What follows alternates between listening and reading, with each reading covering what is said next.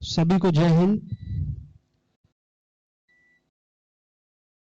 NCC के सभी cadets का ऑनलाइन ट्रेनिंग प्रोग्राम में स्वागत है।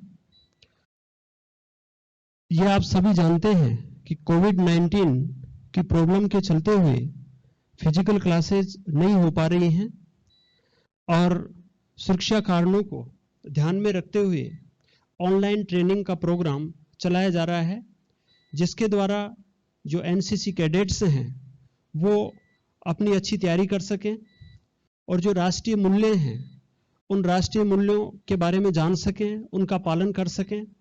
और जो इस समय जो इस तरीके की जो महामारी है उसमें भी जो एनसीसी के कैडेट्स हैं उनकी महती भूमिका होती है कि वो लोगों को इस महामारी के प्रति जागरूक करें और वो सभी कार्य करें जिसके द्वारा समाज में, देश में इस महामारी से बचा जा सके।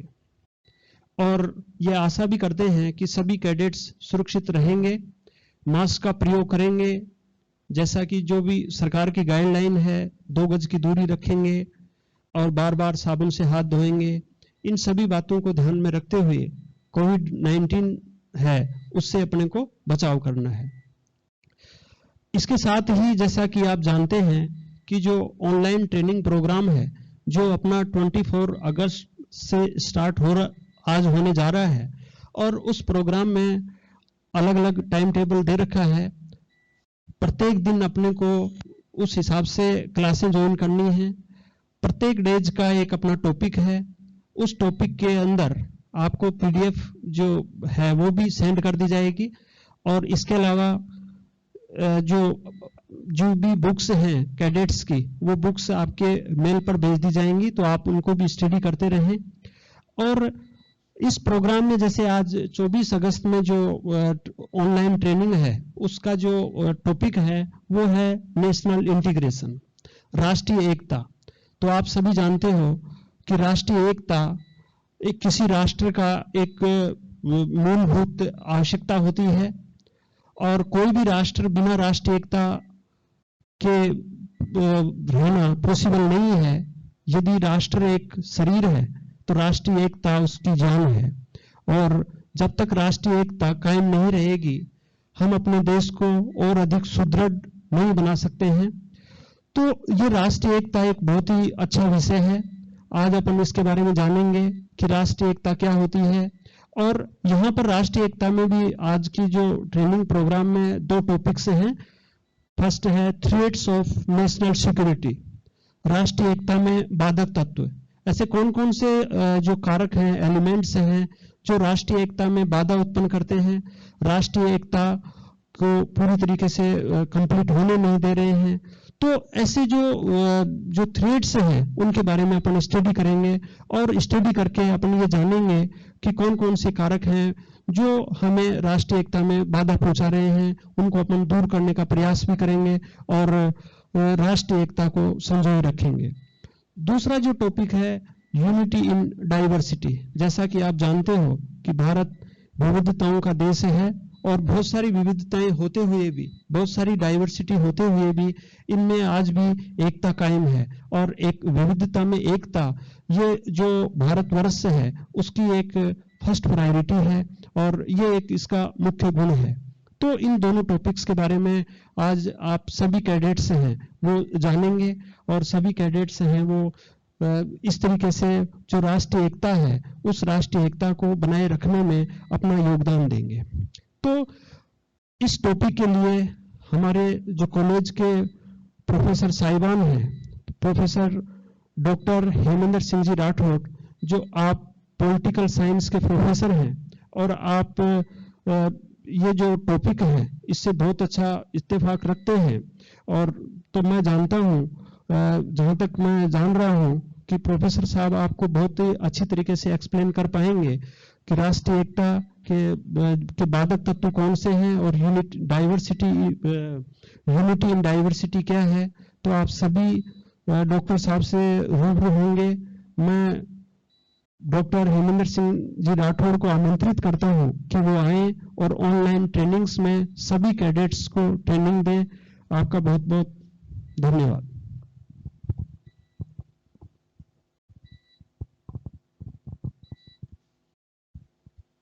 सभी कैडेट्स को गुड आफ्टरनून, जय हिंद।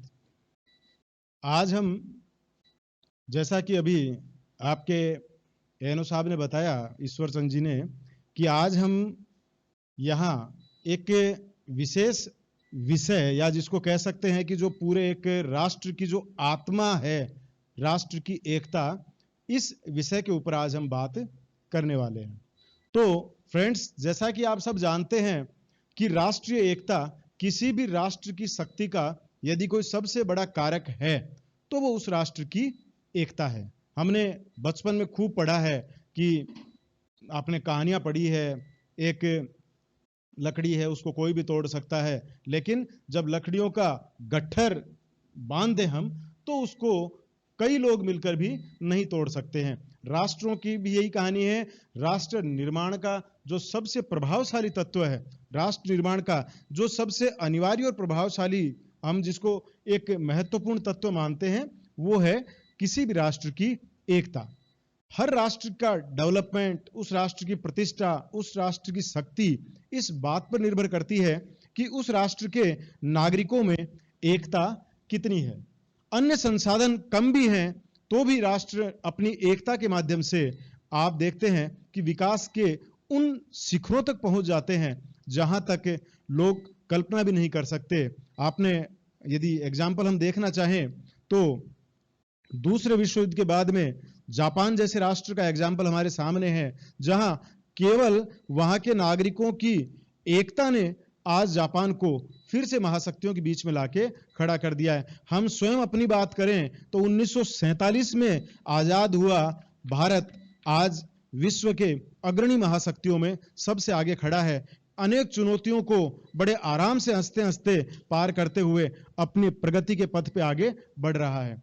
तो राष्ट्र की एकता सबसे महत्वपूर्ण कारक है। तो आज हम शुरुआत करते हैं। सबसे पहले जो हमें जो टॉपिक मिला है कि राष्ट्र की एकता में बाधक तत्व कौन कौन से हैं, ऐसे कौन से तत्व होते हैं जो किसी भी राष्ट्र की एकता में बाधाएं पहुंचाते हैं, उसको हानि पहुंचाते हैं और राष्ट्र को आगे बढ़ने से रोकते हैं। तो भारत के संदर्भ में हम इस बारे में बात कर रहे हैं। तो भारत में राष्ट्रीय एकता की बाधा में जो मुख्य चीजें हम देखेंगे, जो मुख्य बाधक तत्वों की जो हम बात करेंगे, तो उन तत्वों में चूंकि काफी बड़ा विषय है ये, हम बहुत गहन अंदर तक नहीं जाएंगे, हम केवल इनका एक सामान्य जो जानकारी है वो आज प्राप्त कर पाएंगे, क्योंकि अपने पास समय इतना है कि इतने समय में हम इन चीजों के बारे में एक सामान्य जानकारी प्राप्त कर सकते हैं। तो मित्रों, आप देखिए कि राष्ट्र की एकता में सबसे अहम जो बाधक तत्व है, वो हम जिसकी बात करते हैं वो है सांप्रदायिकता। धर्म के नाम पे जो लड़ाई झगड़े होते हैं, विभिन्न धर्मों के लोग अपने अपने धर्म को सर्वोपरि बताते हुए जब धर्म को नकारात्मक रूप में ले जाते हैं, उस स्थिति में सांप्रदायिकता का जन्म होता है। तो भारत में यदि अपन बात करें सांप्रदायिकता का, तो भारत में कोई सांप्रदायिकता ऐसा नहीं कि आजादी के बाद में हमें कोई नए रूप में, या हम आजादी से पहले भी बात करें तो भारत में सांप्रदायिकता का जन्म हम देखते हैं कि अंग्रेजों ने यहां टिके रहने के लिए फूट डालो और राज करो, ये जो नीति थी। आपने देखा होगा कि जब 1857 की क्रांति हुई, उस 1857 की क्रांति के बाद में जो मुख्य रूप से वो क्रांति आपको ध्यान में होगा कि जब उसमें जो उस समय की जो बंदूकें थी, उस समय आर्मी की यूनिट में, उन बंदूकों में आपने देखा कि जो गाय की चर्बी के जो कारतूस आए उनको लेकर, तो जब विरोध हुआ हिंदू सैनिकों का, उस समय वहां जो अन्य सेनापति वगैरह थे, उन लोगों के, अंग्रेज जो अधिकारी थे, उनके दिमाग में एक चीज आई कि इसका विरोध हिंदुओं ने क्यों किया।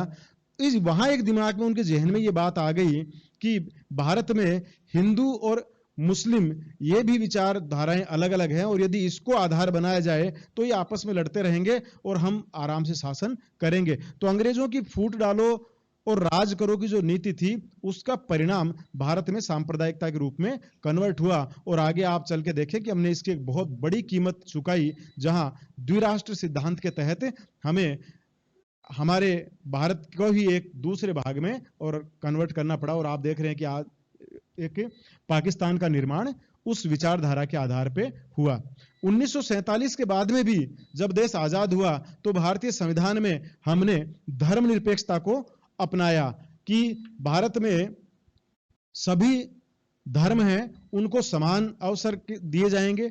हर धर्म है उस पर किसी भी धर्म को धर्म के आधार पर किसी व्यक्ति के साथ भेदभाव नहीं किया जाएगा और सभी धर्मों का समान संरक्षण सरकार द्वारा किया जाएगा। अपनी तरफ से किसी विशेष धर्म को प्रमोट नहीं किया जाएगा। तो एक धर्मनिरपेक्षता या पंथ निरपेक्षता जिसको हम कहते हैं, वो भाव हमने संविधान में लिए। पंथ निरपेक्षता राज्य तो हमने निर्माण कर लिया, लेकिन समाज में आज हम देख रहे हैं कि अभी भी धर्मनिरपेक्षता उस रूप में स्थापित नहीं हो पाई।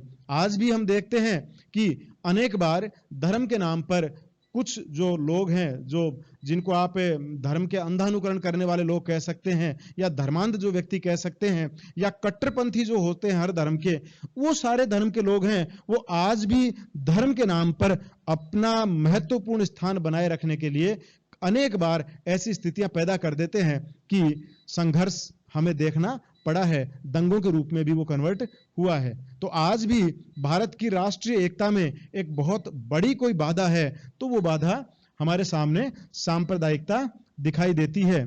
यद्यपि हमें भारत में लंबे समय तक ये चीजें नहीं चलती है, लोग समझ जाते हैं तुरंत, लेकिन तात्कालिक हम देखते हैं कि अनेक बार इन दंगों के कारण राष्ट्र की एकता को खतरा उत्पन्न होता है, भारत की राष्ट्रीय संपत्ति को बहुत नुकसान होता है। और ये सारी चीजें हमें कहीं ना कहीं एक तरीके से आप कह सकते हो कि विकास के मार्ग पे कहीं ना कहीं हमें पीछे ले जाती है।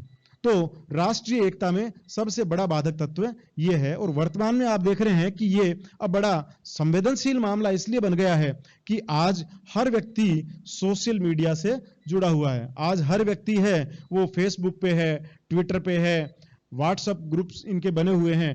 तो यहां ये चीजें बड़ी संवेदनशील बन जाती है। जब धर्म के नाम पर आप किसी तरह की उल्टी सीधी उनमें पोस्ट करते हैं तो तुरंत किस तरीके से प्रतिक्रियाएं होती है। अभी आपने एक दो एग्जाम्पल देखे हैं, उत्तर प्रदेश में देखे थे, अभी आपने बेंगलोर वगैरह जो, तो ये चलते रहते हैं। हम देख रहे हैं कि ऐसे दंगे, लेकिन फिर भी अब धीरे धीरे भारत के लोगों की जो आप आगे बात करेंगे हम इसमें, कि सोच इतनी बढ़ गई है कि अब हम किसी भी तरीके से उतने प्रभावित या इन पे कंट्रोल भी तुरंत पा लेते हैं। अब केवल बहुत कम लोग ऐसे हैं जो इन चीजों से, लेकिन फिर भी चूंकि सांप्रदायिकता किसी ना किसी रूप में राष्ट्रीय एकता में बाधा उत्पन्न करती है और व्यक्ति को राष्ट्र की तुलना की अपेक्षा हम देखते हैं कि धर्म की तरफ मोड़ देती है।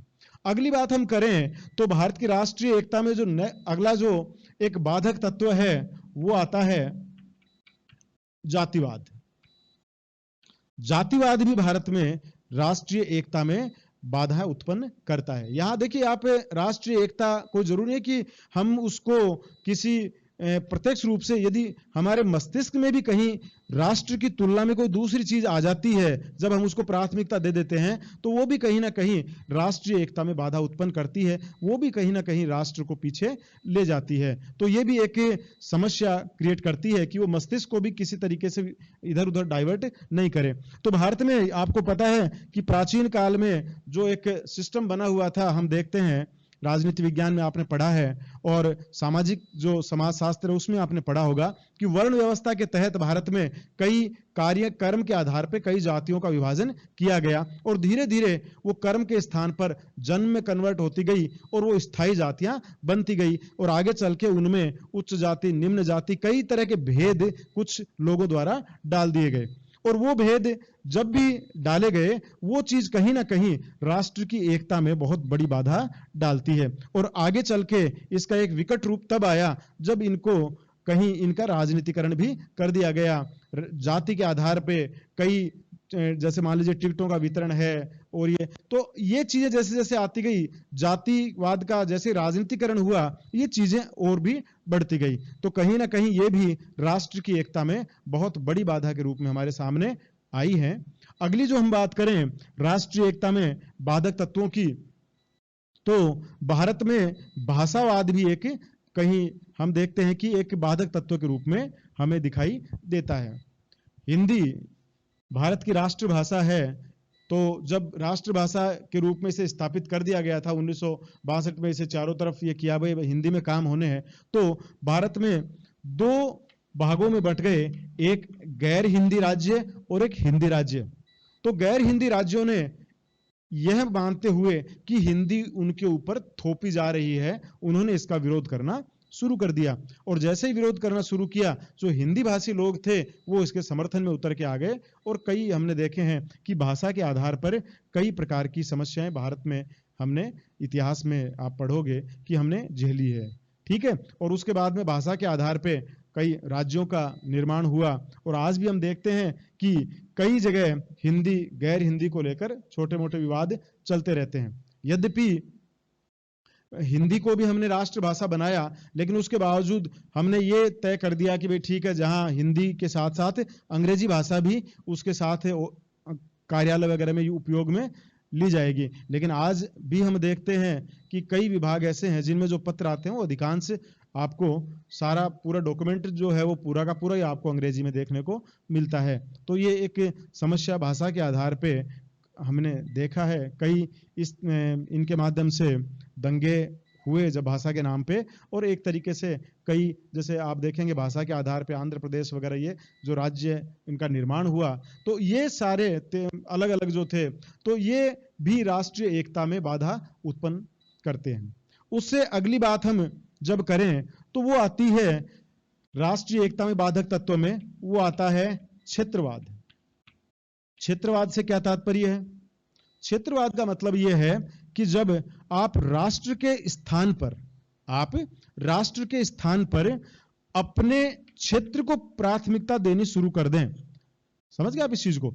जब आप ये मानना शुरू कर दें कि नहीं, ये राजस्थानी है, ये पंजाबी है, ये बिहारी है, ये मराठी है, ये असमी है, ये इस तरह के भाव पैदा करने के बाद में जब आप अपने आप को श्रेष्ठ माने और दूसरों से आप इस आधार पर घृणा करने लग जाए कि नहीं ये तो दूसरे राज्य का है, और हम सब ये माने कि हम भारतीय हैं, लेकिन ऐसे भाव जो अभी हम बात कर रहे थे कि जब एक दूसरे के क्षेत्र के बारे में जब भाव पैदा होते हैं, तो अनेक बार क्षेत्रवाद की भावना ने राष्ट्रीय एकता में बड़ी बाधा उत्पन्न की है। और कई बार तो ये क्षेत्रवाद के भाव कट्टरपंथियों तक चले गए, और आपने देखा कि लोगों ने खालिस्तान तक की कुछ लोगों ने डिमांड कर दी, और एक बड़े लंबे समय बाद में हमारी सेना, अर्धसैनिक बल, वहां के पुलिस बल, इन सब के उत्साह और साहस ने उन समस्याओं को जड़ से समाप्त किया। तो हम देखते हैं कि क्षेत्रवाद अनेक बार आगे चलकर ये क्षेत्रवाद जब हावी होना शुरू हो जाता है, तो उसके बाद में ये आतंकवाद का भी रूप ले लेता है। ऐसे कई आपने देखा होगा, असम में जो उल्फा उस समय बना था, एक संगठन आया था, तो धीरे धीरे उसमें कहीं पुट वही एक आपको क्षेत्रवाद का दिखाई दिया था। क्षेत्रवाद में सबसे अहम जो एक कॉन्सेप्ट आप पढ़ते हो या देखते हो वो आता है भूमिपुत्र का। भूमिपुत्र का मतलब यह है कि उस भूमि में जन्म लेने के कारण आप अपने आप को ये मानते हैं कि वहां आपके राइट्स औरों की तुलना में बहुत ज्यादा हैं, और यही चीज फिर क्षेत्रवाद में कन्वर्ट हो जाती है। इसमें क्षेत्रवाद अपनी भाषा, अपना कल्चर, ये चीजें आप में एक जब अहम पैदा करना शुरू कर देती है कि मेरा कल्चर श्रेष्ठ है, मेरी भाषा श्रेष्ठ है, और राष्ट्र निर्माण के स्थान पर जब आप अपने क्षेत्र के निर्माण को प्रमुखता देनी शुरू कर देते हैं। और यह समस्या उस समय और भी आगे बढ़ गई जब बाद में धीरे धीरे इन लोगों ने दबाव समूह का रूप धारण कर लिया और विभिन्न दलों के ऊपर दबाव बनाने लग गए। तो ऐसी चीजें राष्ट्र की एकता में जो संपूर्ण राष्ट्र के हित की चीजें हैं उनको कहीं ना कहीं साइड में कर देते हैं और अपने क्षेत्र के विकास की बात करना शुरू करते हैं। तो किसी भी राष्ट्रीय एकता में क्षेत्रवाद है, ये भी एक बहुत बड़ी समस्या है। ठीक है, तो ये कुछ समस्याएं हमने देखी है, जो भाषावाद है, जातिवाद है, आपका सांप्रदायिकता की समस्या है। ये सारी वो समस्याएं हैं जो किसी भी राष्ट्र की नेशनल सिक्योरिटी को प्रभावित करती हैं, नकारात्मक उस पर प्रभाव डालती हैं और राष्ट्रीय सुरक्षा के सामने कई तरह के खतरे उत्पन्न करते हुए राष्ट्र के विकास में बाधा पहुंचाती है। तो यहां मित्रों हमने कुछ सामान्य वो चीजें, वो महत्वपूर्ण कारक हमने जाने हैं जो राष्ट्र की एकता में बाधा उत्पन्न करते हैं और राष्ट्र की सुरक्षा के लिए खतरे उत्पन्न करते हैं।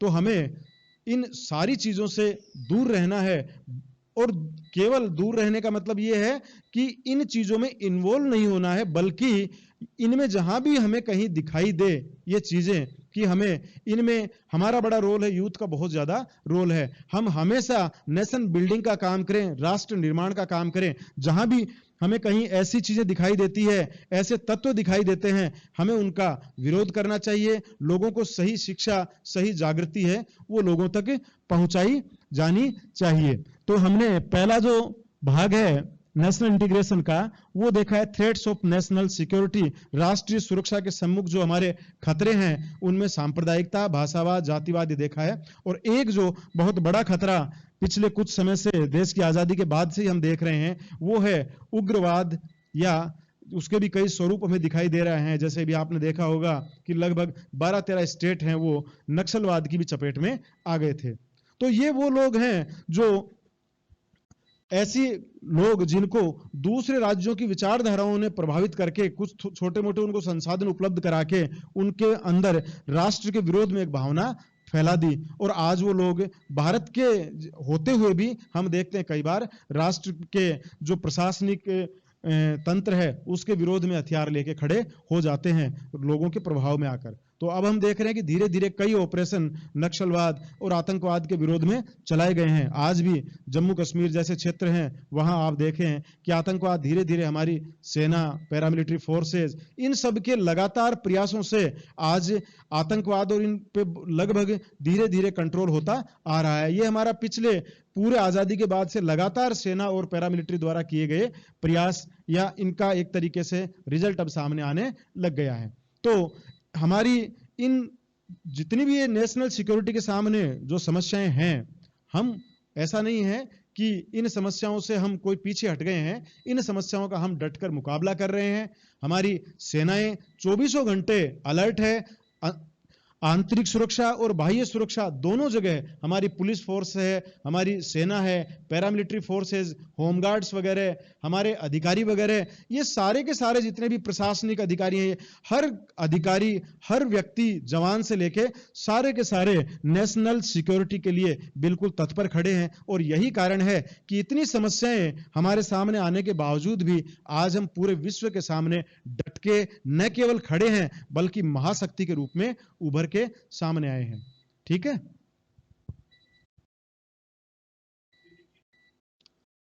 नेशनल इंटीग्रेशन के सेकंड जो पार्ट है हमारा, हम उसको देखते हैं विविधता में एकता। तो कैडेट्स, आप जानते हो विविधता क्या है, विविधता से क्या अर्थ है? तो सब आप इसको बड़े आराम से पहचानते हैं इस चीज को कि विविधता, भारत एक ऐसा राष्ट्र है जिसमें हर क्षेत्र में आपको विविधताएं दिखाई देंगी।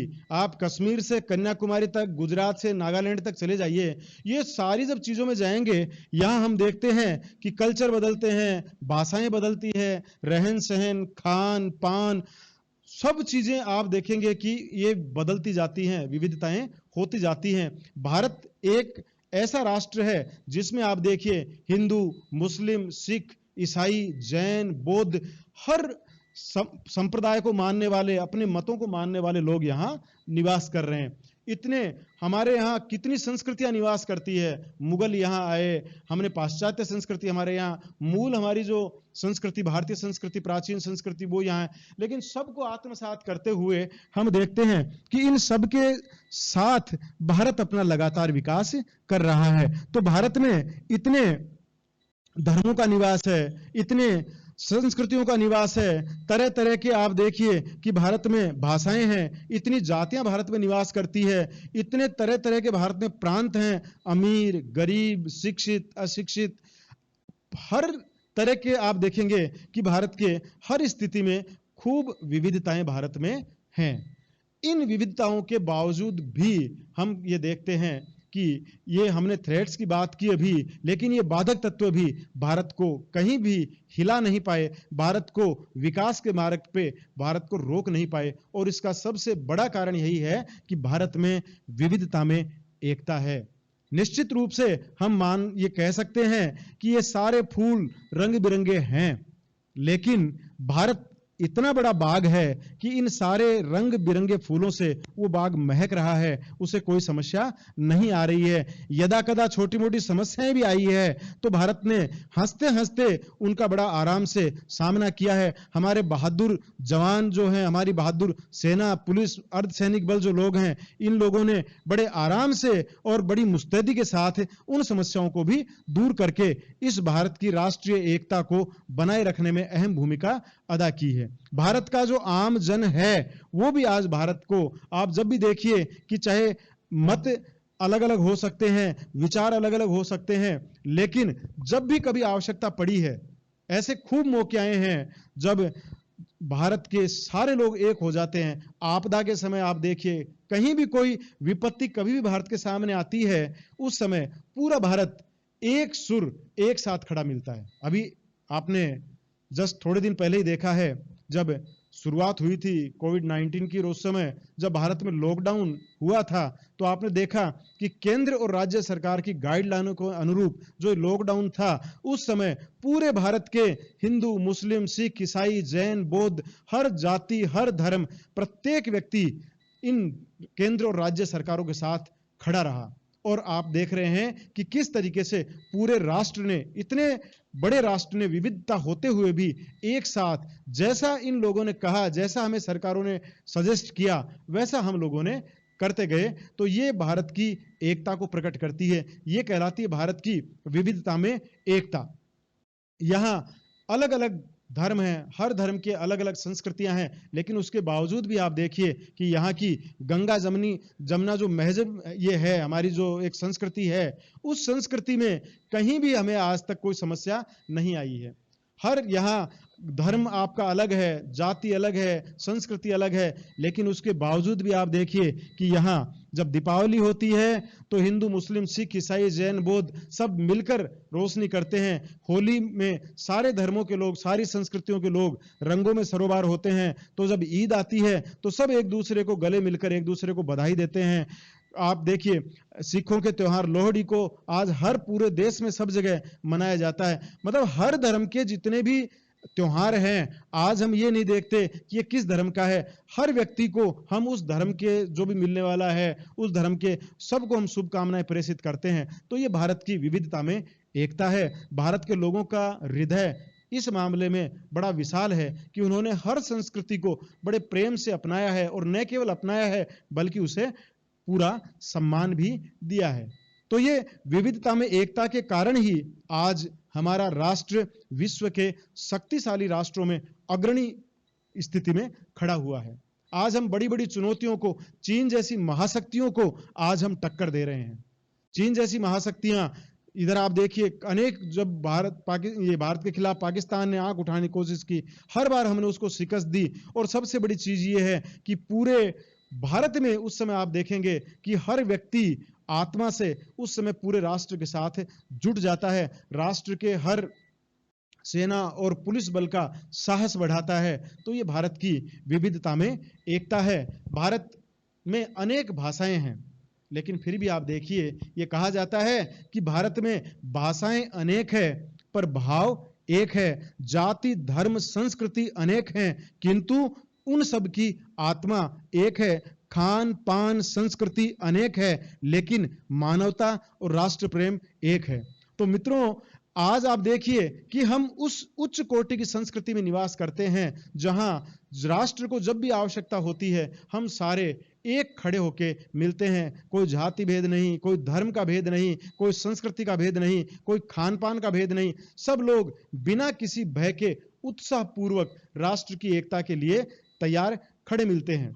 राष्ट्रीय एकता, भारत की विविधताओं में एकता कभी ऐसा नहीं कि कोई आज से हमें देखने को मिल रही है। आप देखेंगे राष्ट्रीय आंदोलन जो चले 1920 से लेके लगातार जो आंदोलन चलते रहे, असहयोग आंदोलन, सवनीय अवज्ञा आंदोलन, भारत छोड़ो आंदोलन, सारे आंदोलनों में क्या हिंदू, क्या सिख, क्या मुस्लिम, क्या बौद्ध, हर व्यक्ति ने अपने बूते के अनुसार राष्ट्रीय आंदोलन में सहयोग दिया। और उसी का परिणाम था कि हमारे देश को आजादी मिली, अंग्रेजों को भारत छोड़ के जाना पड़ा। तो एकता का परिचय हमने राष्ट्रीय आंदोलन में दिया है। इतिहास आप पढ़िए, इतिहास में आपको पूरे भारत की एकता का परिचय मिलेगा। उसके बाद में जब भी भारत के साथ युद्ध हुए हैं, उस समय आप देखिए सारे युद्धों के समय पूरा भारत एक हो जाता है, पूरे भारत की जनता एक, जैसे अभी सर आपको बता रहे थे कि पूरे भारत का उस समय एक शरीर एक आत्मा बन जाता है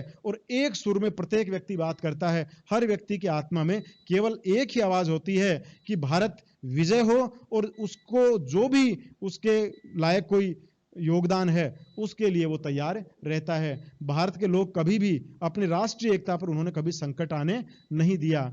इसी प्रकार हमने देखा आपदाओं के समय, आप देखिए कोई ये नहीं देखता कि आपदा किसके साथ है, ये हिंदू है, ये मुस्लिम है, ये सिख है। उस समय पूरे भारत में जब भी ऐसी आपदाएं कभी हमें देखने को मिली है, उन आपदाओं में हर धर्म के लोग एक दूसरे को खाना दे रहे हैं, अपने घर में रहने के लिए मकान दे रहे हैं, उन लोगों के जी जान से सेवाएं कर रहे हैं। उस समय कोई ये नहीं देखता कि कौन हिंदू है, कौन मुस्लिम है, कौन सिख है, कौन ईसाई है। अभी आपने लेटेस्ट कोविड-19 के समय जब लॉकडाउन हुआ तो हमने देखा कि किस प्रकार लोगों ने एक दूसरे के लिए गांवों में खाने की व्यवस्था की, खाना उन तक पहुंचा रहे हैं, रहने की व्यवस्थाएं की, लोग एक दूसरे को उनके गांवों तक पहुंचा रहे हैं। ये क्या है? ये विविधता में एकता है। और इसी विविधता में एकता के कारण हमने बड़े बड़े संकटों को, ऐसे जो अभी आपने देखा कि लोग हिल जाते हैं, ऐसे ये कोविड जैसे अभी कोरोना का जो काल आया, लेकिन पूरे भारत ने एकजुट होकर इन चीजों का सामना किया है। तो भारत में मैंने अभी आपको बताया कि विविधताएं हैं। कई बार ये इस तरह के ये जो नेशनल सिक्योरिटी को हानि पहुंचाने वाले तत्व हैं, वो भी कई बार जो कुछ संगठन वगैरह हैं या कुछ बिल्कुल धर्मांध व्यक्ति होते हैं, वो इस तरह की कोशिश करते हैं और उनका रिजल्ट आता है, लेकिन वो कभी भारत की एकता को तोड़ नहीं पाया, भारत की एकता को इतना प्रभावित नहीं कर पाया कि हमें वापस पीछे मुड़ के देखना पड़ा। हमने उनका सामना किया और आगे बढ़ते गए, और ये भारत की एकता का ही परिणाम है जो आज हम विश्व में जिस स्थान पे खड़े हैं। तो मित्रों, हमें विशेष रूप से इस बात को ध्यान में रखना है कि भारत की एकता ही वह एकमात्र कारक है जो भारत को पूरे विश्व में सर्वोपरि सर्वशक्तिशाली स्थान पर लेके जाएगी। बस हमें ये, कई बार मैंने कहा ना, कई बार थोड़ी समस्याएं आती है, तो एक बहुत 4 पंक्तियों में ये चीज आपको बताता हूं कि हर सुख दुख में साथ रहने वालों, हर सुख दुख में साथ रहने वालों, तुम लड़ते नहीं लड़वाए जाते हो, खुशियां मनाते हो यूं तो मिलकर सदा, पर कभी कभी सिर फिरों के बहकावों में कुछ लोग आ जाते हो। लेकिन यूं ही नहीं कहलाता है मेरा देश महान, चंद लोगों की लाख कोशिश के बावजूद भी एक ही थाली में सब मिलजुल कर खाते हो। तो ये राष्ट्र की एकता, विविधता में जो एकता है, यही एक कारण है कि आज हम लगातार उत्तरोत्तर प्रगति करते जा रहे हैं। मैं बात करता हूं एनसीसी के कैडेट्स की एकता में योगदान को लेकर, तो एनसीसी कैडेट्स का बहुत बड़ा योगदान है।